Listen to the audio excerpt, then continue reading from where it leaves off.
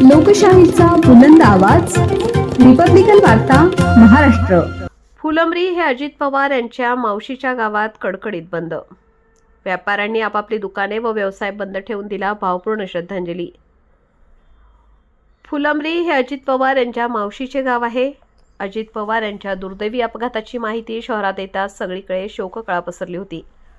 राज्याचे उपमुख्यमंत्री अजित पवार यांच्या मावशी सुषमा शंकरराव देशमुख आणि मावस भाऊ नितीन उर्फ बंटी देशमुख यांच्याशी अत्यंत जिव्हाळ्याचे संबंध होते. अजित पवार मावशींना खूप मान द्यायचे.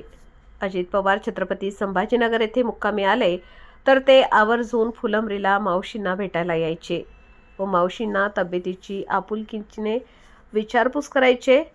अजितदादांच्या अपघाताची बातमी कळताच फुलंब्री शहरातील दुकाने व्यापाऱ्यांनी स्वतःहून बंद केले, तर दुसऱ्या दिवशी सुद्धा मार्केट बंद ठेवून अजितदादा पवार यांना भावपूर्ण श्रद्धांजली वाहण्यात आली. रिपब्लिकन वार्ता Maharashtra वृत्तवाहिनीसाठी Aurangabad Marathwada उपसंपादक Akbar Shah. Subscribe now and press the bell icon. Never miss an update.